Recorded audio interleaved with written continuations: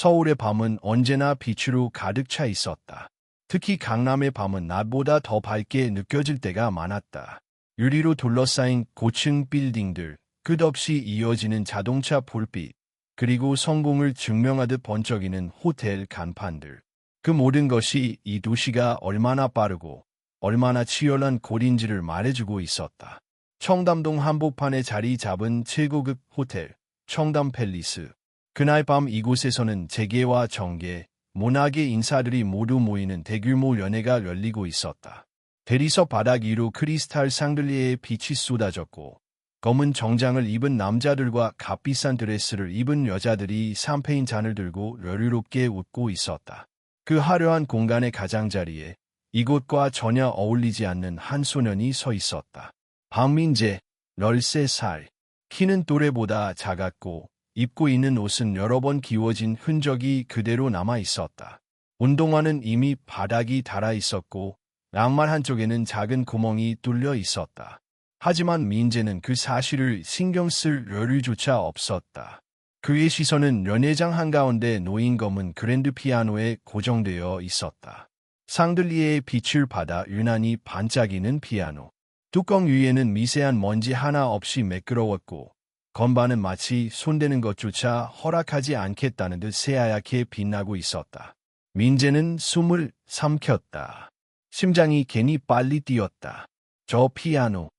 민재의 머릿속에 오래된 기억 하나가 떠올랐다. 아주 어렸을 때, 아직 아버지가 걷던 시절, 집안 한 구석에 놓여 있던 낡은 업라이트 피아노. 멋멋 건반은 소리가 제대로 나지 않았고 페달은 삐걱거렸다. 그래도 아버지는 매일 밤 그 앞에 앉았다. 통증 때문에 얼굴을 찌푸리면서도 민재를 무릎에 앉히고 조용히 건반을 눌렀다. 민재야, 음악은 사람을 배신하지 않아. 아버지 박동우는 그렇게 말하곤 했다. 그때의 아버지는 무대 위에서 박수를 받던 피아니스트였다. 방송 녹음실과 결혼식장, 기업 행사에서 연주하던 사람이었다. 하지만 교통사고 한 번이 모든 것을 바꿔놓았다. 척추 두 곳이 부러졌고 다시는 예전처럼 무대에 설 수 없게 되었다. 이제 아버지는 집에서 거의 나오지 않았다. 걷는 것도 힘들어졌고 통증 때문에 밤마다 잠을 설쳤다. 대신 민재의 기억 속에 남은 것은 아버지가 남몰래 써내려간 악보와 손으로 두드리며 가르쳐 주던 멜로디뿐이었다. 민재는 피아노를 한 발짝 더 가까이 바라보았다. 그 순간 뒤에서 누군가 그의 어깨를 스쳤다. 어머니였다. 민재야, 거기 서 있으면 안 돼. 박선영은 호텔 연회 서비스팀 직원이었다. 오늘도 새벽부터 나와 접시를 나르고 손님들의 요청을 처리하느라 쉴 틈이 없었다. 손은 늘 거칠었고 손등에는 뜨거운 물에 데인 흔적이 남아 있었다. 하지만 그녀는 아들이 이곳에 있다는 사실이 늘 마음에 걸렸다. 엄마, 저기 피아노야. 민재가 조심스럽게 말했다. 선영은 잠시 피아노를 바라보았다가 시선을 돌렸다. 저건 우리가 만질 수 있는 게 아니야. 다치면 안 돼. 민재는 고개를 끄덕였지만 눈길은 여전히 피아노에서 떨어지지 않았다. 연회장 한가운데서 이탈리아에서 초청된 유명 피아니스트가 연주를 마친 직후였다. 쇼팽의 녹턴이 끝났고 사람들은 박수를 쳤다. 원주자는 인사를 하고 무대를 내려갔다. 피아노는 다시 혼자가 되었다. 그때였다. 민재는 자신도 모르게 발을 옮기고 있었다. 아주 천천히, 마치 누군가에게 이끌리듯. 주변에는 잠시 사람이 없었다. 모두가 샴페인을 들고 다른 쪽으로 이동한 사이였다. 민재는 피아노 앞에 섰다. 가까이에서 보니 더 컸다. 검은 표면에 자신의 얼굴이 희미하게 비쳤다. 그는 손을 뻗었다. 접시를 나르느라 더러워진 손이었다. 잠시 망설였지만 결국 한 건반 위에 손가락을 올렸다. 그리고 눌렀다. 맑은 소리가 연회장에 울려 퍼졌다. 민재의 눈이 크게 뜨렸다. 아버지의 낡은 키보드 위에서는 한 번도 들어보지 못한 소리였다. 너무 깨끗해서 오히려 아프게 느껴질 정도였다. 심장이 쿵 하고 내려앉았다. 아! 거친 목소리가 들렸다. 다음 순간 누군가 민재를 밀쳤다. 균형을 잃은 민재는 그대로 바닥에 넘어졌다. 무릎이 차가운 대리석에 부딪혔다. 통증이 몰려왔다. 하지만 아픔보다 더 큰 것은 주변의 시선이었다. 누가 애를 데려온 거라. 저런 애가 여길 얘 만져. 손도 더러운데. 속삭임들이 칼날처럼 꽂혔다. 어머니 선영은 멀리서 그 모습을 보고 접시를 떨어뜨릴 뻔했다. 달려가려 했지만 다른 직원이 팔을 잡았다. 지금 나가면 안 돼요. 회장님 행사예요. 민재는 바닥에 무릎을 꿇은 채 고개를 숙였다. 눈물이 올라왔지만 소리내어 울 수 없었다. 이곳에서는 울음조차 허락되지 않는 것 같았다. 그때 런회장 전체가 조용해졌다. 구두 소리가 천천히 다가왔다. 사람들이 길을 열었다. 최태석이 나타났다. 태양그룹의 회장, 오늘 행사의 주인공. 냉정하고 잔인하다는 소문이 끊이지 않는 인물. 그는 민재를 내려다보며 입꼬리를 올렸다. 피아노를 좋아하나 보군. 민재는 아무 말도 하지 못했다. 최태석은 주변을 둘러보며 말했다. 이 아이가 피아노를 치고 싶어 하는 것 같은데 그냥 보내기엔 아쉽지 않습니까? 사람들 사이에서 웃음이 흘러나왔다. 재미있는 제안을 하나 하지요. 그의 목소리는 차가웠다. 만약 이 아이가 여기 있는 누구나 아는 곡을 제대로 연주한다면 내가 1억 원을 주겠습니다. 런 회장이 술렁였다. 하지만 실패하면 그는 민재를 다시 보았다. 이 자리에서 자신이 남을 섬기기 위해 태어났다고 말해야 합니다. 민재의 손이 떨렸다. 그 순간 런 회장 입구에서 지팡이를 짚은 한 남자가 힘겹게 들어오고 있었다. 박동무였다. 민재의 아버지였다. 그는 아들을 보자마자 모든 상황을 이해했다. 그리고 천천히 하지만 단단한 눈빛으로 민재 앞으로 다가왔다. 괜찮니? 아버지의 목소리는 낮았지만 흔들리지 않았다. 민재는 그제야 참았던 눈물을 흘렸다. 그리고 그날 밤 아무도 예상하지 못한 이야기가 시작되고 있었다. 런 회장은 숨을 죽인 듯 고요해졌다. 수백 개의 시선이 한 소년과 한 남자를 향해 몰렸다. 바닥에 무릎을 꿇은 민재, 그리고 지팡이를 짚은 채 그 앞에 선 박동우. 그 모습은 이 화려한 공간과 너무도 어울리지 않았다.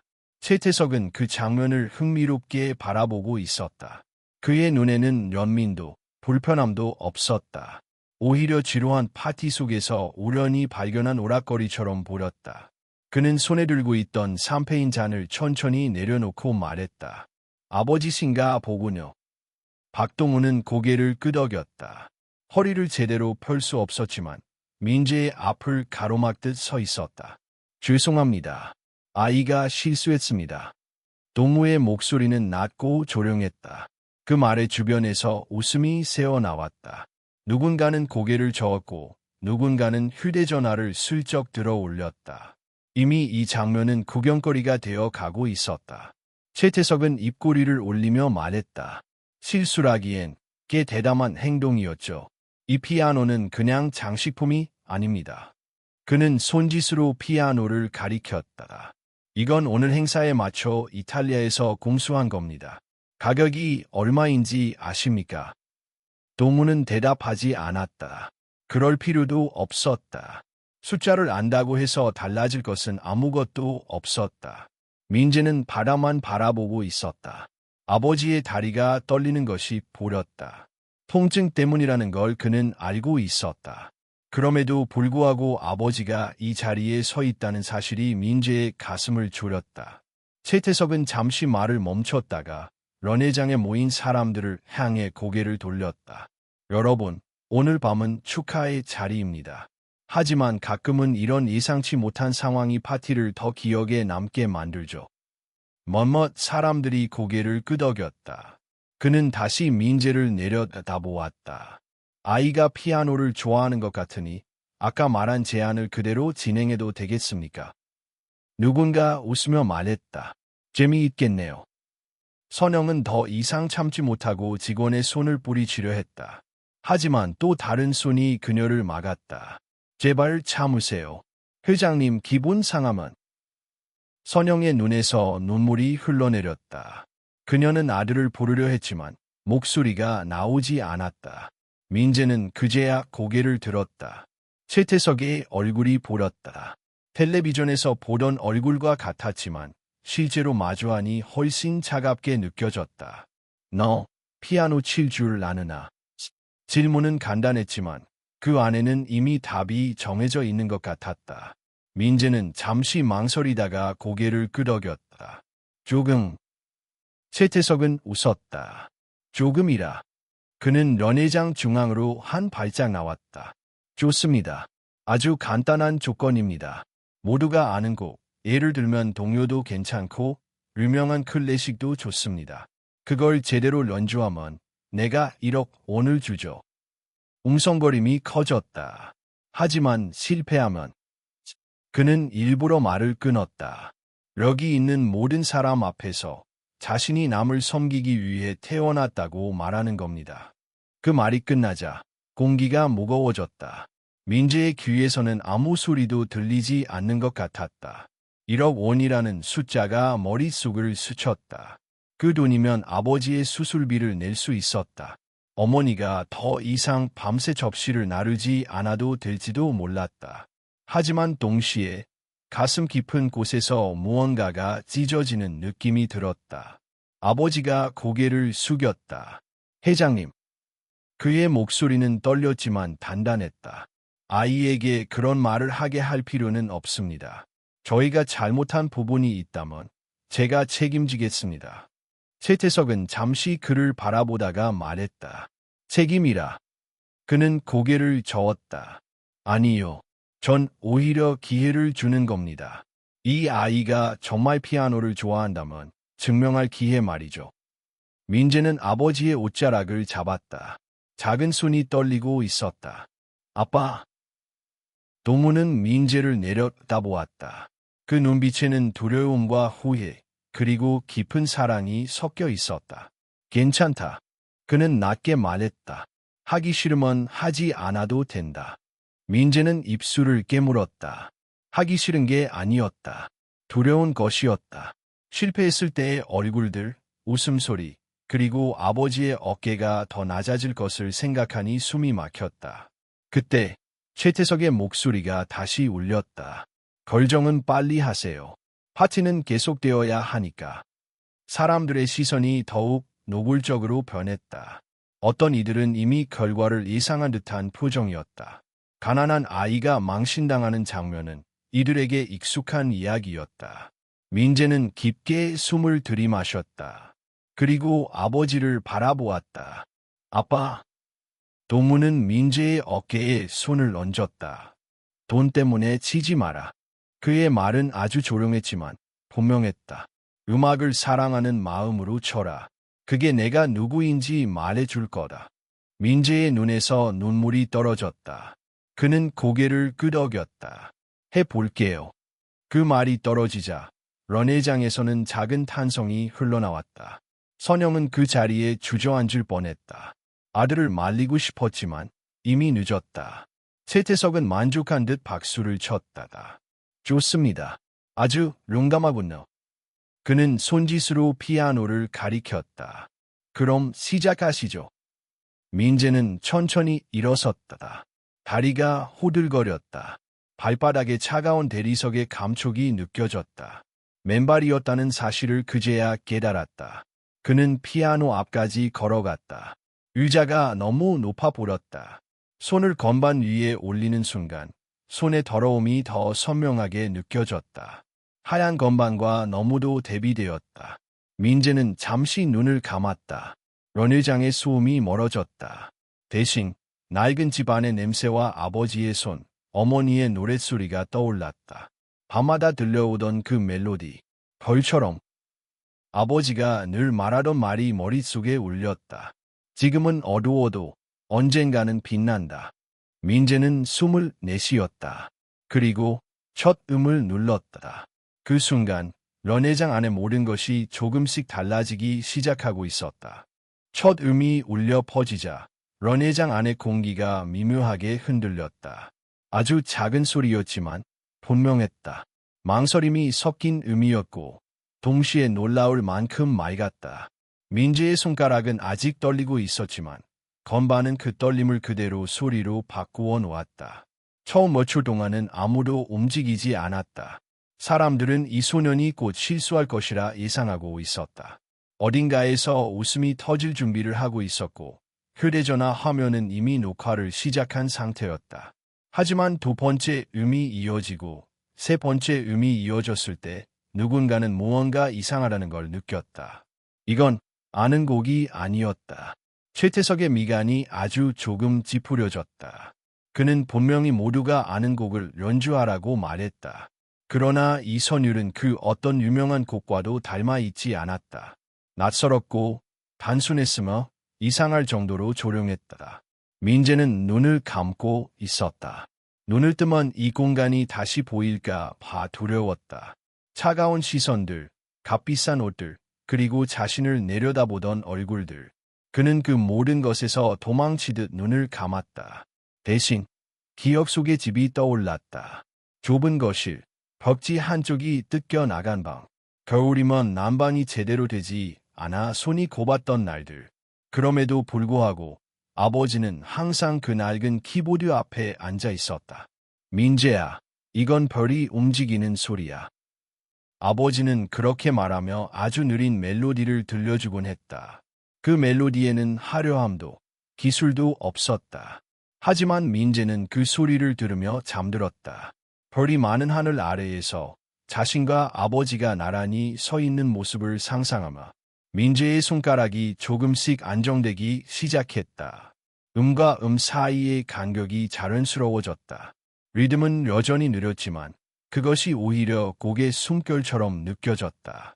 런회장 어딘가에서 누군가가 숨을 삼키는 소리가 들렸다. 선영은 그 자리에 서서 꼼짝도 하지 못하고 있었다. 아들이 지금 무엇을 연주하고 있는지 그녀는 정확히 알지 못했다. 하지만 분명한 것은 이 음악이 민재의 것이고 동무의 것이라는 사실이었다. 그녀는 두 손을 모아 가슴 앞에 붙잡았다. 동무는 민재를 바라보고 있었다. 아들의 뒷모습, 작은 어깨, 긴장으로 굳은 등. 그는 자신이 만든 멜로디가 저 작은 몸을 통해 흘러나오고 있다는 사실에 숨이 막히는 듯했다. 미안하다. 그는 속으로 중얼거렸다. 자신이 무대에서 내려온 이후 아이에게 아무것도 제대로 해주지 못했다는 생각이 들었다. 음악을 가르쳤다고 말하기에도 부끄러울 정도였다. 그저 옆에 앉아 아프다는 말을 삼키며 몇 개의 음을 보여준 것이 전부였다. 하지만 지금 그 음들이 살아 있었다. 민재의 연주는 점점 깊어졌다. 곡은 복잡해지지 않았다. 대신 같은 멜로디가 조금씩 변주되며 반복되었다.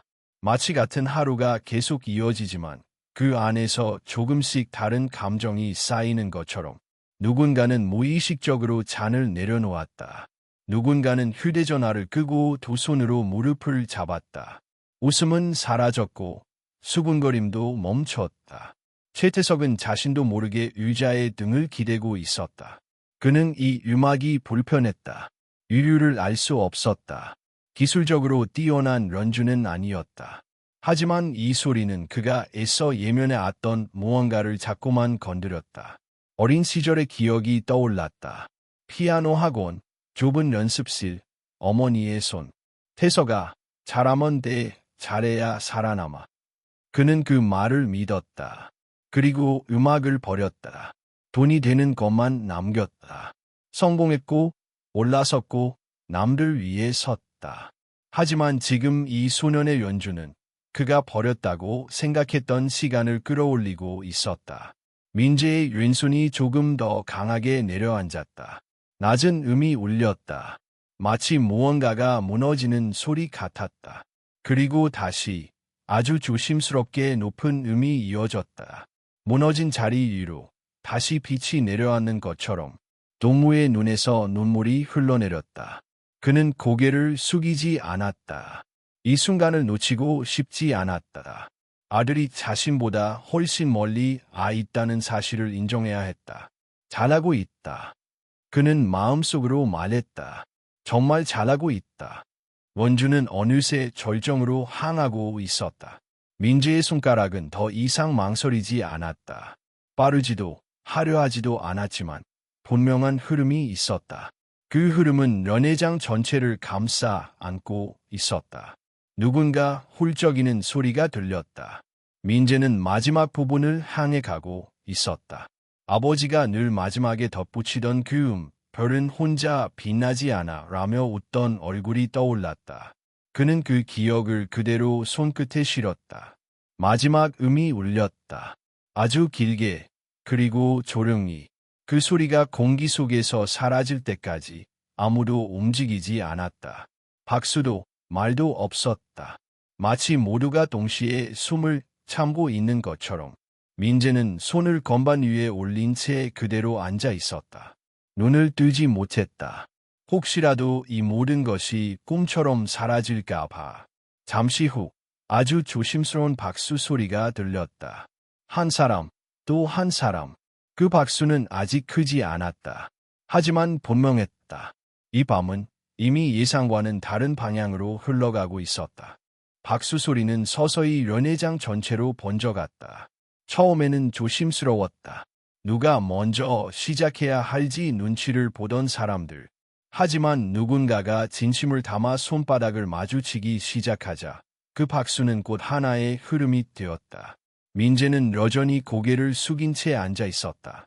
손끝이 얼어붙은 듯 움직이지 않았다. 숨조차 제대로 쉬지 못하고 있었다. 마치 자신이 해서는 안 될 일을 저질렀다는 듯한 두려움이 온몸을 감싸고 있었다. 민재야. 아버지의 목소리가 들렸다. 낮고 부드러운 그러나 단호한 톤이었다. 민재는 천천히 고개를 들었다. 눈앞에는 여전히 수많은 사람들이 있었다. 검은 정장, 반짝이는 액세서리, 완벽한 메이크업. 하지만 그들의 표정은 더 이상 비웃음이 아니었다. 누군가는 고개를 숙이고 있었고 누군가는 눈가를 훔치고 있었다. 아까 그 냉소와 조롱은 사라지고 없었다. 그 대신 남은 것은 묘한 침묵과 감정이었다. 말로는 설명할 수 없는 종류의 울림. 최태석은 한쪽 손으로 턱을 개고 있었다. 그의 표정은 이전과는 달랐다. 웃지도 인상을 쓰지도 않았다.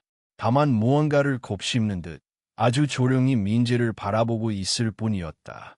그 순간 민재의 어머니 박선영이 천천히 앞으로 걸어 나왔다. 두 손을 꼭 쥐고 있었고 눈가에는 눈물이 맺혀 있었다. 그녀는 주변 직원들의 재질을 뿌리치고 민재에게 다가갔다. 잘했어. 정말 잘했어. 그녀는 아들의 등을 감싸 안았다. 민재는 그제야 긴장을 풀었는지 어머니 품에 안긴 채 흐느끼기 시작했다. 박동으로 지팡이를 짚고 아들 곁으로 다가왔다. 그의 발걸음은 느렸지만 단호했다. 피아노 옆에 선 그는 민재의 어깨를 가볍게 두드렸다. 내 음악이었다. 민재야. 누구의 것도 아닌. 민재는 고개를 끄덕였다. 말은 나오지 않았지만 그 눈빛에는 자부심과 안도 그리고 감동이 뒤섞여 있었다. 그때 런던 쪽에서 마이크 소리가 났다. 응. 모두의 시선이 한 곳으로 향했다. 최태석이었다. 그는 천천히 자리에서 일어나 앞쪽으로 걸어 나왔다. 그의 발걸음에는 여유가 있었지만 그 눈빛은 예전보다 훨씬 진지해져 있었다. 정말 인상 깊은 연주였습니다. 그의 목소리는 전보다 낮고 단정했다. 제가 듣던 어떤 공연보다도 진심이 느껴졌어요. 그 곡은 그는 잠시 말을 멈췄다. 혹시 직접 만든 곡인가요? 박동우가 대답했다. 제가 몇 년 전 병상에서 썼던 곡입니다. 아이가 그걸 기억하고 있었네요. 원 회장이 다시 조용해졌다. 아버지의 병상, 아이의 기억, 그리고 피아노. 그것은 이 자리에 그 누구도 상상하지 못했던 연결고리였다. 최태석은 고개를 끄덕이며 말했다. 그 곡, 이름이 있습니까? 동우는 잠시 망설이다가 입을 열었다. 강혁의 별이라고 불렀습니다. 강혁의 별. 최태석은 그 단어를 조용히 되뇌었다. 그리고 미묘한 표정을 지었다. 마치 그 말 안에 무언가가 숨어 있는 듯 혹은 과거의 자신을 떠올리기라도 한 듯한 표정이었다. 그는 다시 민재를 바라보았다. 아까 내가 제안했던 조건, 기억하나요? 민재는 고개를 끄덕였다. 네. 그럼, 당신은 성공한 겁니다. 최태석은 그렇게 말하고 천천히 박수를 쳤다. 이번엔 연회장 전체가 함께 박수를 보냈다. 이번에는 예의가 아닌 진심에서 우러나온 박수였다. 민재는 어리둥절한 채 주변을 둘러보았다. 방금 전까지만 해도 자신을 비웃던 얼굴들이 이제는 박수를 보내고 있었다. 혼란스러웠지만 이상하게 기쁘기도 했다. 최태석은 마이크를 내려놓으며 마지막으로 덧붙였다. 그리고 1억 원도 약속대로 드리겠습니다. 청중들이 놀라는 소리가 들렸다. 박선영은 급히 말했다. 아닙니다. 그런 큰 돈은 받으십시오. 최태석은 그녀의 말을 끊었다. 아이의 런주는 그만한 가치가 있습니다. 그는 말을 마치고 뒤를 돌아 자리로 돌아갔다. 하지만 그의 얼굴에는 이상한 표정이 떠올라 있었다. 무언가 마음 한쪽을 건드린 듯한, 아니면 너무 오랫동안 덮어두었던 감정을 갑자기 꺼낸 사람의 표정이었다. 그날 밤 민재 가족은 연회장을 나서며 말이 없었다. 택시 안에서 어머니는 계속 아들의 손을 쥐고 있었고 아버지는 창밖을 바라보고 있었다. 잘했어요. 선영이 말했다. 정말 자랑스러워. 민재는 창밖의 서울 야경을 바라보았다. 수많은 길들이 도로를 따라 흐르고 있었다. 아버지가 말했던 별들이 바로 저기 있는 것 같았다. 그는 조심스럽게 물었다. 아빠, 난 이제 어떻게 해야 할까? 동무는 한참을 생각하다가 대답했다. 계속 런주하면 된다. 누가 뭐라 하든 어떻게 보든 넌 오늘처럼 너의 소리를 내면 돼. 민재는 고개를 끄덕였다. 그는 이제 알고 있었다. 오늘 밤의 연주가 끝이 아니라 시작이라는 것을. 사람들의 박수도 중요하지만 더 중요한 건 자신의 소리를 잃지 않는 것이었다. 그리고 그 소리는 지금 막 세상에 나가기 시작한 참이었다. 그날 밤의 영상은 이튿날 새벽 인터넷 전역에 퍼져나가기 시작했다. 맨발의 소년 피아니스트, 청담 팰리스의 기적, 1억을 감동으로 바꾼 아이. 제목은 자극적이었지만 내용은 오히려 더 조용하고 진실했다. 아이의 떨리는 손, 조용한 멜로디, 그리고 눈을 감고 연주하던 순간이 수많은 사람들의 가슴을 울렸다.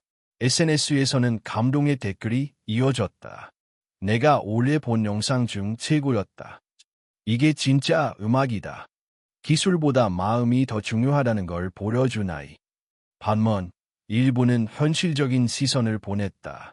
이런 감정팔이 영상 너무 미화된 거 아님. 정말 실력 있는 애들이 얼마나 많은데. 저 아이가 앞으로도 버틸 수 있을까? 그렇지만 대부분의 반응은 따뜻했다. 그리고 그 따뜻함은 곧 실제 기회로 이어졌다. 서울국립음악영재원에서 연락이 왔다. 한 달 뒤 열리는 전국 청소년 음악 콩쿠르 참가 자격을 부여야 하고 특별 입학 시험 응시 기회를 제공하겠다는 내용이었다. 박선영은 편지를 받고 눈물을 터뜨렸다. 민재야, 여기가 너의 시작이야. 박동우는 그저 고개를 끄덕였다. 아이에게 무엇보다 필요한 것은 기회였고 지금 그 기회가 문을 두드리고 있었다. 며칠 뒤 민재는 어머니 손을 잡고 음악영재원을 찾았다. 건물은 높고 안은 고요했다. 피아노 소리가 사방에서 흘러나오고 있었고 학생들은 연습실을 오가며 바쁘게 움직였다. 민재는 본능적으로 움츠러들었다. 그들 모두가 자신보다 더 잘하는 사람들처럼 보였다. 깔끔한 복장, 매끈한 자세, 그리고 자신감 있는 표정들. 안녕하세요. 박민재 군이죠. 따뜻한 목소리에 고개를 들자 한 여성이 서 있었다. 음악원 행정실 소속의 윤지원 실장이었다. 그는 밝은 미소로 민재를 맞이했다. 여기까지 오느라 수고했어요. 우리는 민재 군의 연주를 받고 아주 인상 깊었어요. 민재는 조심스럽게 말했다. 전 정식으로 배워본 적 없어요. 괜찮아요. 그래서 우리가 특별 시험을 준비한 거니까요. 부담 가지지 말고 지금처럼만 하면 돼요. 그 말은 위로가 되었지만 동시에 더 큰 부담이 되었다. 일주일 뒤 민재는 시험을 봤다. 과제는 간단했다. 하나의 자율곡과 지정된 초견 연주. 자율곡으로는 아버지의 곡 관역의 별을 다시 연주했고 초견은 익숙지 않은 악보를 보고 즉석에서 연주하는 것이었다. 결과는 이틀 뒤 발표되었다. 합격. 단, 조건부. 3개월간 실기 성적을 기준으로 정규 입학 여부를 결정한다는 내용이었다. 이 말은 테스트 기간이라는 거네. 박동우는 현실적으로 말했다. 단순히 감동만으로는 여기서 살아남을 수 없단 얘기야. 민재도 알고 있었다. 지금까지는 주목받았지만 이젠 그만큼의 실력으로 입증해야 할 차례였다. 첫 수업날 민재는 음악원 지정 유니폼을 입고 강의실에 들어섰다. 강의실 안에는 또래 학생들이 앉아 있었고 서로 조용히 인사를 나누고 있었다. 민재는 구석 자리에 앉았다. 아, 제가 그 외야. 렁상 돌던 그 소년. 맨발로 피아노 치던 소곤거림이 들렸다. 누군가 일부러 들리게 말을 흘렸다. 그냥 감성팔이지 뭐. 기술은 없어 보이던데. 민재는 아무 말도 하지 않았다. 눈을 감고 복습하던 곡의 선율만 되새겼다. 그때 문이 열리며 한 소녀가 들어왔다.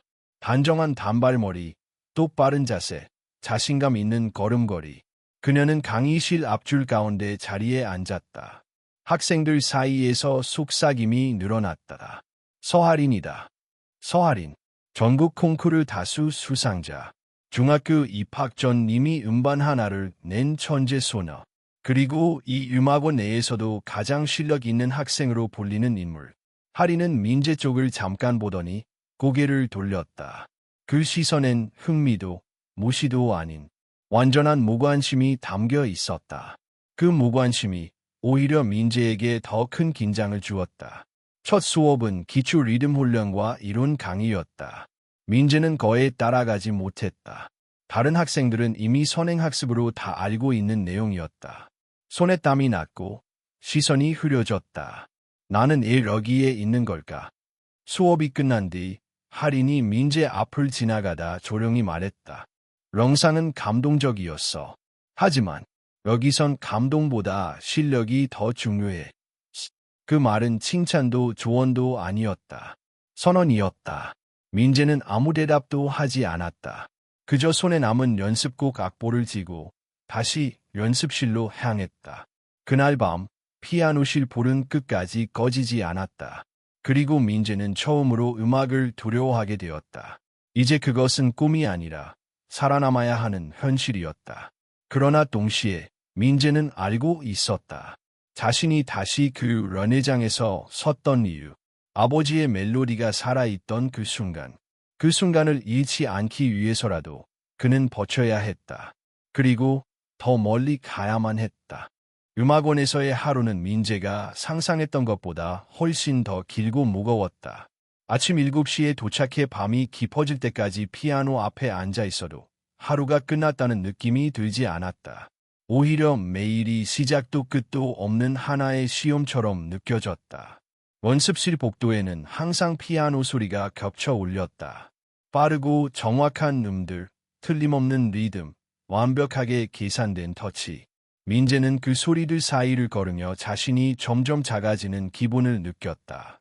그는 여전히 조건부 입학 상태였다. 3달 안에 일정 수준에 도달하지 못하면 아무 일도 없었던 것처럼 이곳을 떠나야 했다.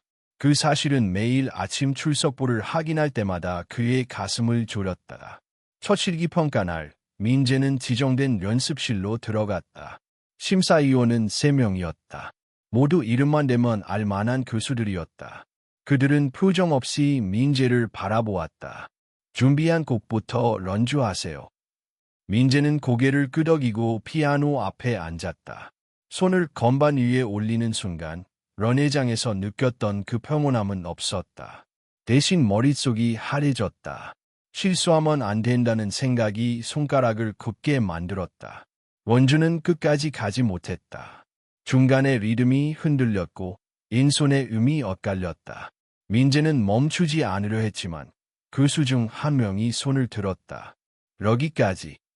짧은 침묵이 흘렀다. 감정 표현은 인상적입니다. 교수가 말했다. 하지만 기본기가 너무 약해요. 이 상태로는 정규 과정 따라가기 어렵습니다.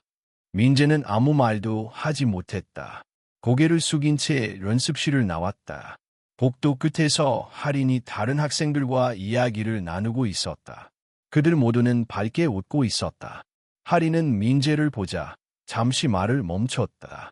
그리고 조용히 말했다. 힘들지? 그 한마디에 민재의 가슴이 철렁 내려앉았다. 동정인지 진심인지 알 수 없었다. 괜찮아. 민재는 그렇게 대답하고 자리를 피했다. 점점 그는 혼자가 되었다. 점심시간에도 쉬는 시간에도 민재는 혼자 연습실에 남았다. 다른 학생들은 이미 팀을 이루어 앙상블을 연습하거나 선생님과 추가 레슨을 받고 있었다. 민재에게는 그런 여유가 없었다. 집에 돌아가면 어머니는 여전히 늦게까지 일하고 있었고 아버지는 통증 때문에 제대로 잠을 자지 못했다. 그를 위해 무엇을 해줄 수 있는 사람은 없었다. 밤이 되면 민재는 연습실 한쪽 구석에서 손을 풀었다. 손가락 끝은 늘 아팠고 굳은 살이 갈라졌다. 건반을 누를 때마다 따끔거렸지만 멈출 수 없었다.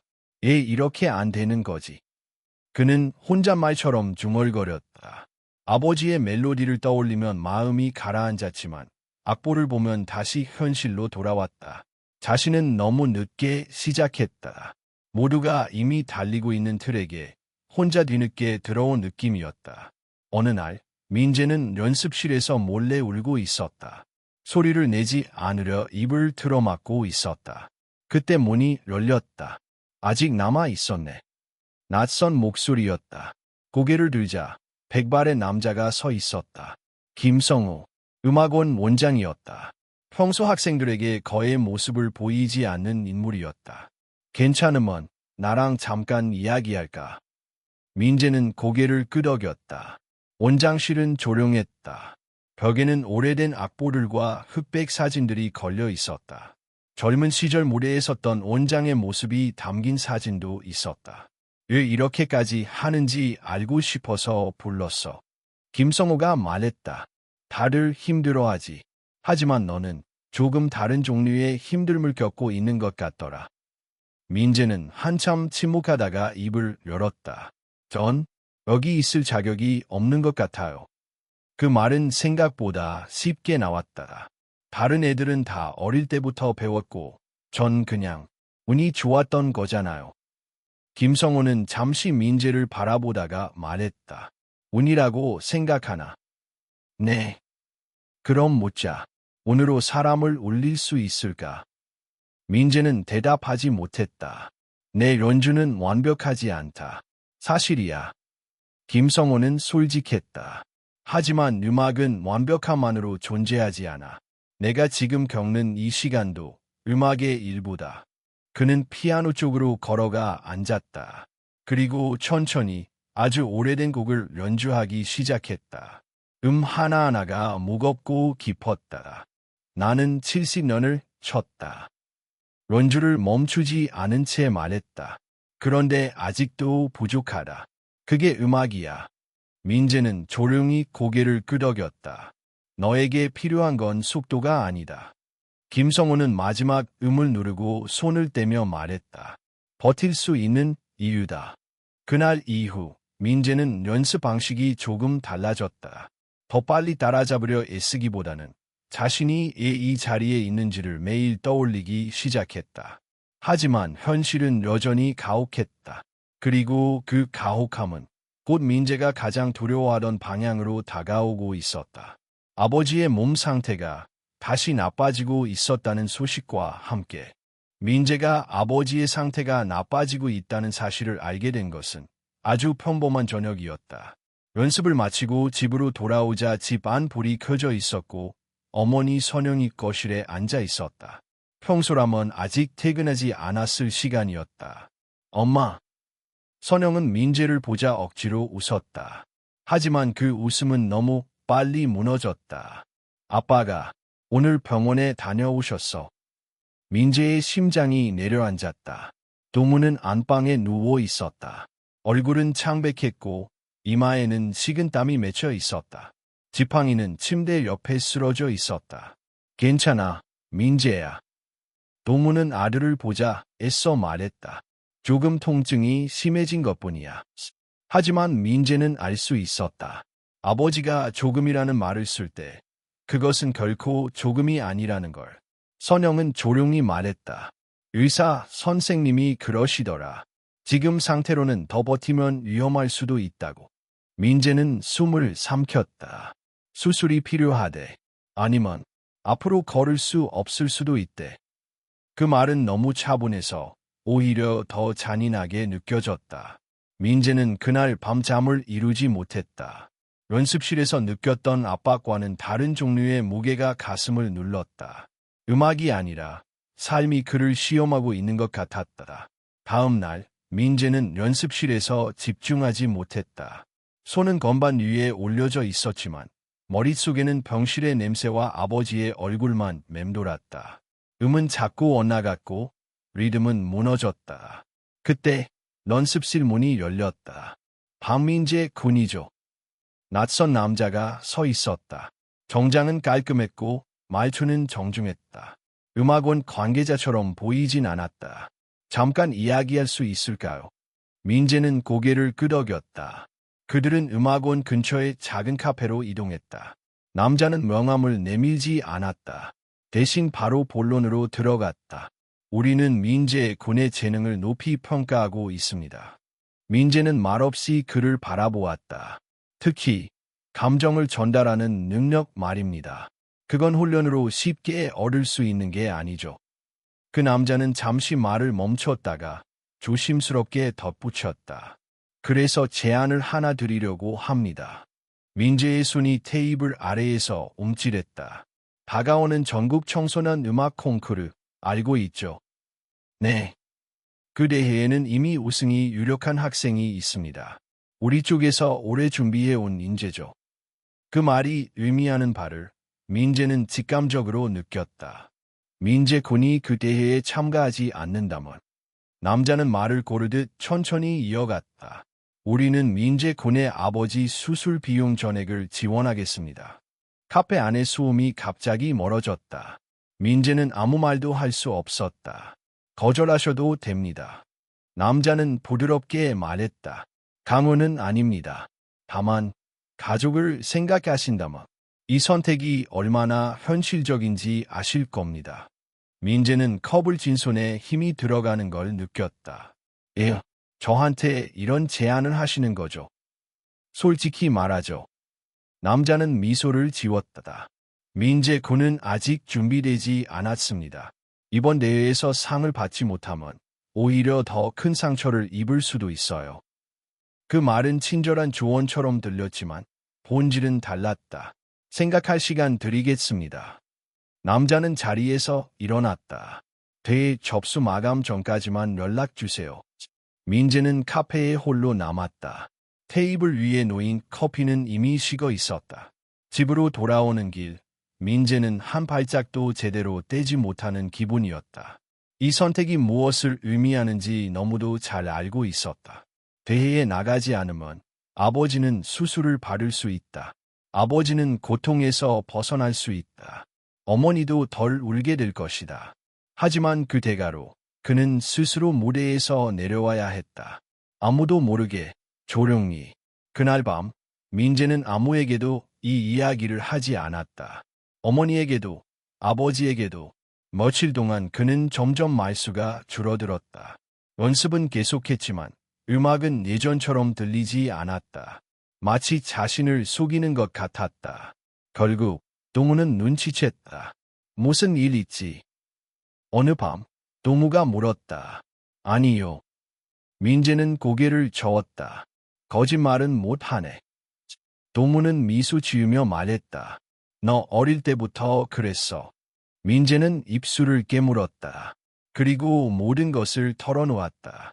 말을 끝내자 방 안은 오래도록 조용했다. 선영은 울고 있었고 도무는 눈을 감고 있었다. 민재야. 도무가 입을 열었다. 아빠는 수술을 못해도 괜찮다. 아빠. 진짜다. 그의 목소리는 단호했다. 내가 내 음악을 포기하면서까지 내가 살아야 할 이유는 없다. 민재의 눈에서 눈물이 쏟아졌다.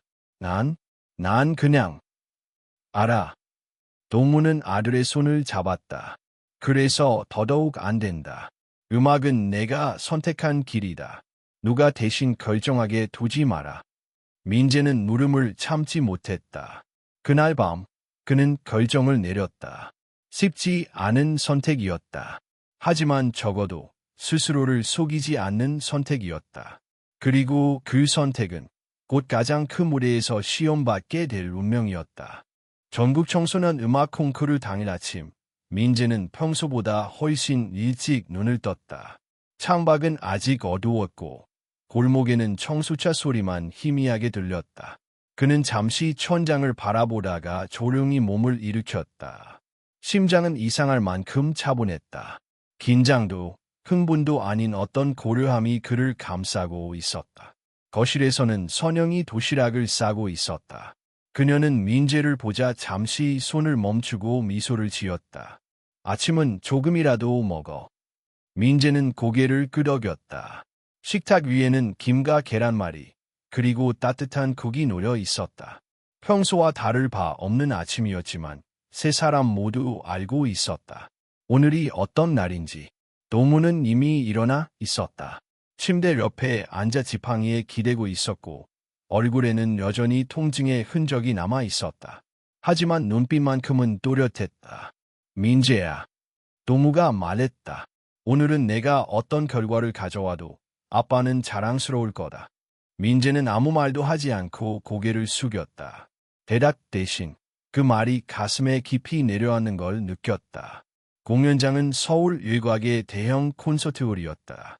로비에는 이미 많은 학생들과 학부모들이 모여 있었고 각자 악기 케이스를 들고 긴장된 표정으로 서 있었다. 피아노 보문 대기실은 특히 조용했다. 모두가 자신만의 세계에 갇혀 있는 듯했다. 민재는 벽쪽 의자에 앉아 있었다. 무릎 위에는 낡은 악보 한 장이 놓여 있었다. 제목은 적혀 있지 않았다. 그는 그 악보를 여러 번 접었다 폈다. 그 곡은 이번 주에 완성한 것이었다. 아버지가 병실에서 잠든 밤, 민재는 피아노 앞에 앉았다. 기술적으로 완성된 곡은 아니었다. 하지만 그 안에는 분명한 감정이 있었다. 아버지의 뒷모습, 어머니의 손, 그리고 자신이 걸어온 모든 시간이 담겨 있었다. 그는 그 곡에 이름을 붙였다. 아빠의 주머니. 어릴 적 민재는 아버지의 낡은 모투 주머니를 좋아했다. 거기에는 늘 작은 것들이 들어 있었다. 연필 조각, 접힌 악보, 버스프, 그리고 언제나 따뜻한 논기. 그 주머니는 민재에게 세상에서 가장 안전한 장소였다. 박민재. 이름이 불렸다. 민재는 천천히 자리에서 일어났다. 손이 약간 떨렸지만 숨을 깊이 들이마셨다. 무대 뒤에서 대기하며 그는 관객석을 잠시 바라보았다. 어머니와 아버지가 앞줄에 앉아 있었다. 선영은 두 손을 꼭 모은 채 그를 보고 있었고 도무는 고개를 끄덕이며 미소를 지었다. 무대 위에 올라간 순간 조명이 그를 감쌌다. 피아노는 이미 조류를 마친 상태였다. 민재는 의자에 앉아 잠시 손을 무릎 위에 올려놓았다. 사회자의 목소리가 들렸다. 다음 연주자는 박민재 군입니다. 박수가 들렸다. 그 박수는 이전과 달리 평가의 의미를 담고 있었다. 민재는 눈을 감았다. 그가 선택한 것은 안전한 선택이 아니었다. 누구나 아는 곡도 화려한 기교를 보여줄 수 있는 곡도 아니었다. 대신 자신의 이야기를 꺼내기로 했다. 그것이 옳은지 틀린지는 알 수 없었다. 다만 이것이 자신이라는 것만은 분명했다. 첫 음이 울렸다. 낮고 따뜻한 소리였다. 마치 오래된 워투의 주머니 속에서 손을 빼낼 때의 감촉처럼. 원주는 천천히 진행되었다. 멜로디는 단순했지만 중간중간 숨을 고르는 듯한 여백이 있었다. 그 여백 속에 관객들은 각자의 기억을 채워넣고 있었다. 동무는 무대 위의 아들을 바라보며 눈을 감았다. 그는 그 곡을 알고 있었다.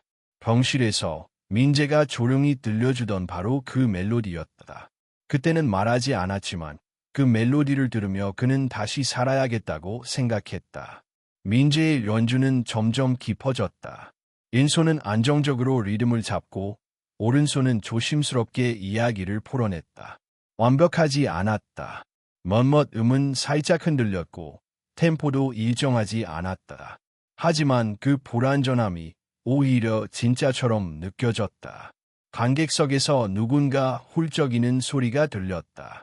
심사위원 중 한 명은 메모를 멈추고 고개를 들었다. 또 다른 이는 손에 쥔 펜을 내려놓았다. 마지막 부분에 이르자 민재는 숨을 깊게 들이마셨다. 그가 가장 두려워했던 부분이었다. 모든 감정을 쏟아부어야 하는 구간. 아버지의 통증, 어머니의 피로, 자신의 불안과 희망이 한꺼번에 몰려왔다. 그는 도망치지 않았다. 마지막 음은 길게 울렸다. 그리고 천천히, 아주 천천히 사라졌다. 침묵이 찾아왔다. 그 침묵은 이전의 연회장과는 달랐다. 누구도 움직이지 않았고 누구도 박수를 치지 않았다. 모두가 방금 들은 음악을 마음속에서 정리하고 있는 듯했다. 민재는 고개를 숙였다. 손끝이 아직도 떨리고 있었다. 그때 객석에서 박수가 터져 나왔다. 한 사람, 두 사람, 그리고 꽃 전체가 함께했다. 이 박수는 크지 않았다. 하지만 깊었다. 민재는 무대에서 내려오며 자신이 무엇을 선택했는지 알 수 있었다. 결과가 어떻든 그는 도망치지 않았다.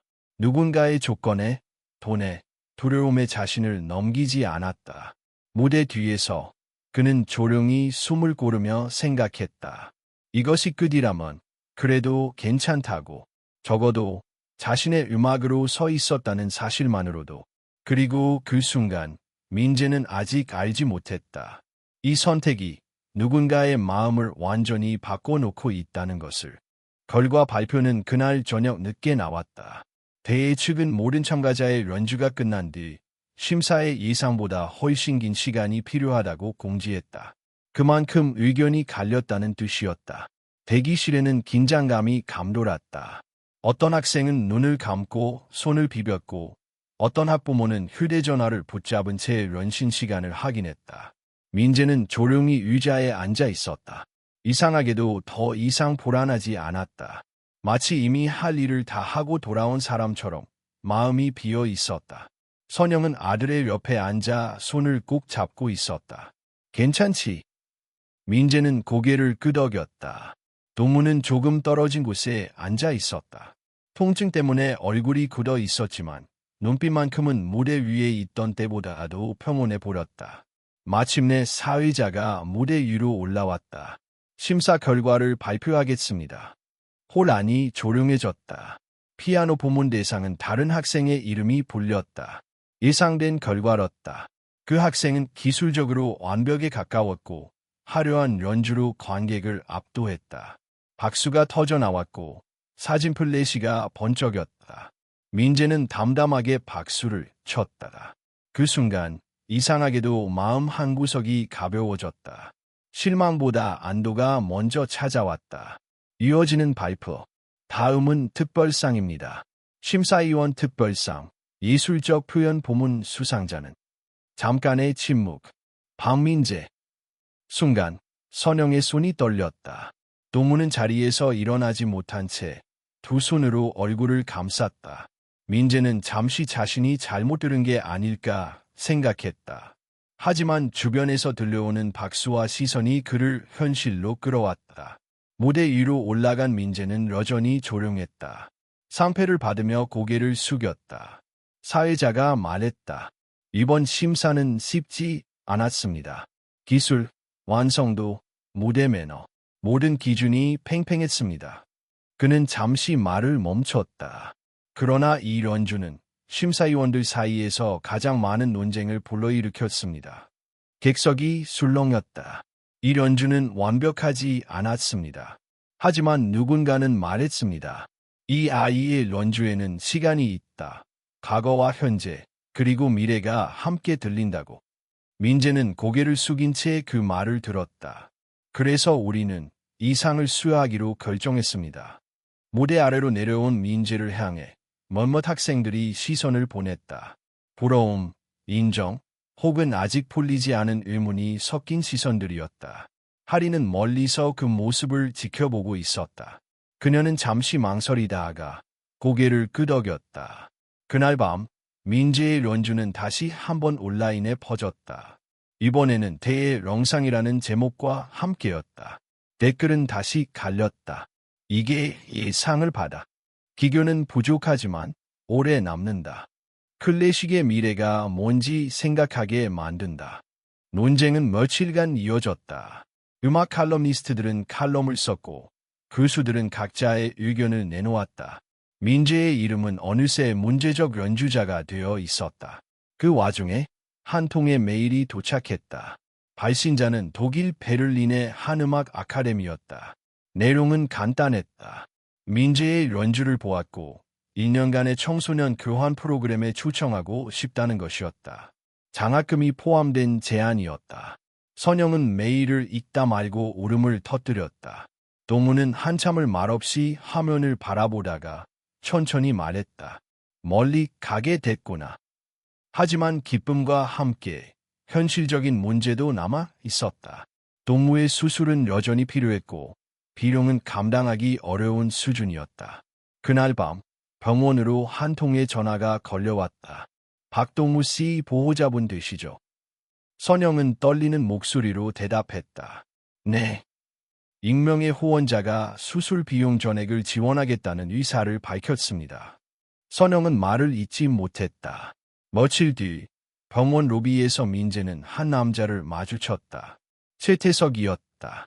그는 예전과 같은 화려한 차림이 아니었다. 표정도 말투도 훨씬 조용해져 있었다. 아이 연주 다시 들었습니다. 그는 민재가 아닌 동무를 향해 말했다. 당신의 음악이더군요. 동무는 잠시 그를 바라보다가 고개를 숙였다. 감사합니다. 최태석은 고개를 저었다. 아닙니다. 오히려 제가 감사해야죠. 그는 잠시 말을 멈췄다가 덧붙였다. 그날 이후 집에 있던 피아노를 다시 열었습니다. 30년 만이더군요. 민재는 그 말을 조용히 들었다. 아이에게 조건을 걸었던 것 부끄럽게 생각합니다. 최태석은 짧게 고개를 숙였다. 그래서 이건 약속이 아니라 제 선택입니다. 그는 돌아섰다. 그날 이후 최태석은 조용히 한 재단을 설립했다. 음악을 배우고 싶지만 기회가 없는 아이들을 위한 장학재단이었다. 이름은 하늘이었다. 민재의 일상은 다시 바빠졌다. 연습, 병원, 서류 준비. 하지만 이전과는 달랐다. 그는 더 이상 도망치지 않았고 자신이 어디로 가는지 알고 있었다. 어느 밤 병실에서 동무가 말했다. 민재야, 내 음악은 사람을 바꾸는구나. 민재는 고개를 저었다. 아빠가 있었기 때문이에요. 동무는 미소를 지었다. 그들의 싸움은 끝나지 않았다. 하지만 이제 그 싸움은 혼자가 아니었다. 그리고 민재는 알게 되었다. 자신이 선택한 길이 누군가의 마음을 흔들고 세상을 아주 조금 바꾸고 있다는 것을. 그것으로 충분했다. 베를린의 겨울은 서울보다 훨씬 조용했다. 눈이 내린 아침, 음악 아카데미의 창밖에는 흰빛이 천천히 쌓이고 있었다. 민재는 창가에 서서 그 풍경을 한참 바라보다가 조용히 연습실 문을 열었다. 이곳에 온 지도 어느덧 6달이 지났다. 처음 도착했을 때 그는 다시 한번 자신이 가장 뒤처진 존재라는 느낌을 받았다. 언어도, 문화도, 음악적 배경도 모두 달랐다. 학생들 대부분은 유럽의 명문 음악학교를 거쳐 온 아이들이었고 이미 자신만의 레퍼토리를 가지고 있었다. 민재는 여전히 느렸다. 악보를 이해하는데도 토론에 참여하는데도 시간이 걸렸다. 하지만 한 가지는 분명해졌다. 이곳에서는 그 누구도 그의 출신을 묻지 않았다. 오직 연주와 태도만이 그를 설명했다. 연습장 가운데 놓인 피아노 앞에 앉은 민재는 손을 건반 위에 올렸다. 이제는 손끝에 굳은 살이 익숙했다. 통증보다 감각이 먼저 찾아왔다. 그는 천천히 연주를 시작했다. 아빠의 주머니. 이 곡은 이곳에서도 여전히 낯설었다. 교수들은 이 곡을 분석하려 들었고 동료 학생들은 질문을 던졌다. 왜 이렇게 단순한 구조를 선택했어? 왜 클라이맥스를 피하지? 민재는 그 질문들에 명확한 답을 내놓지 않았다. 대신 말했다. 이건 설명하기보다 기억에 가까워. 어느 날 마스터 클래스가 열렸다. 유명한 피아니스트이자 작곡가가 초청되었다. 그는 민재의 연주를 끝까지 듣고 나서 한참 동안 아무 말도 하지 않았다. 내 연주는 불안정해.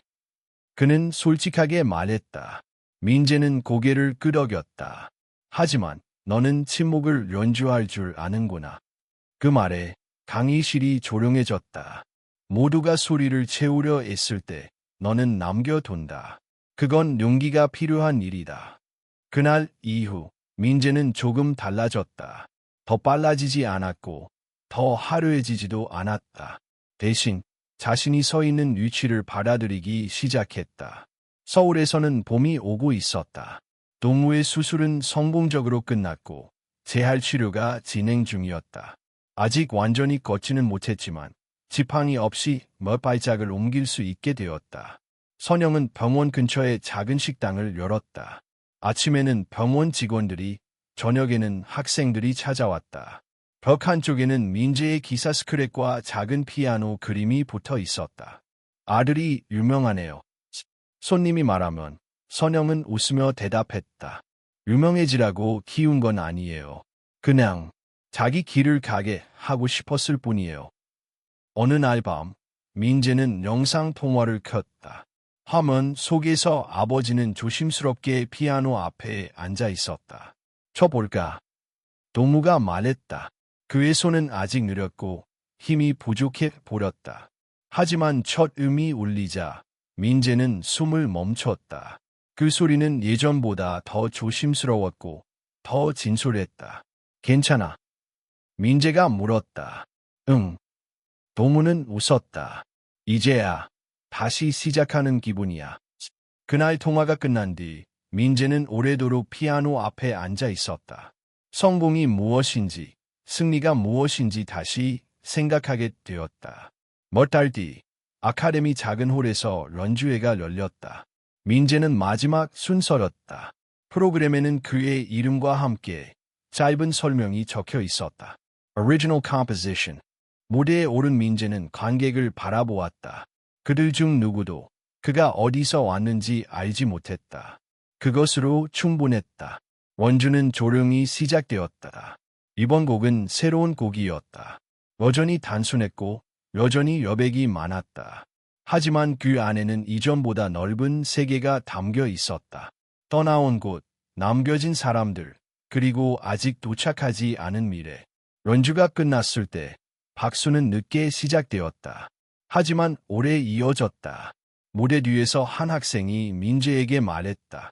내 음악은 설명하기 어렵다. 민재는 고개를 끄덕였다. 나도 그래. 그해 겨울, 민재는 짧은 인터뷰를 했다. 질문은 단순했다.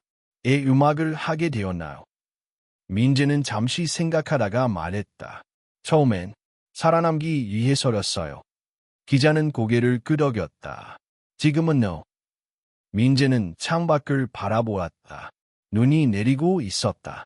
지금은 누군가 혼자가 아니라는 걸 말해주고 싶어서요.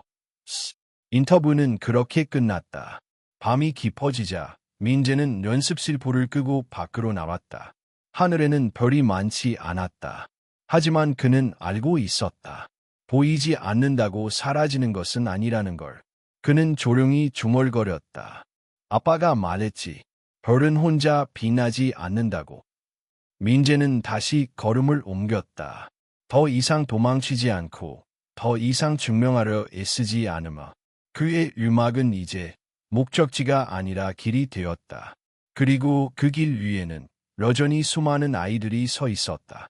언젠가 누군가가 그 길을 따라 걸어올 것을 알기에 민재는 오늘도 피아노 앞에 앉는다. 조용히 자신의 속도로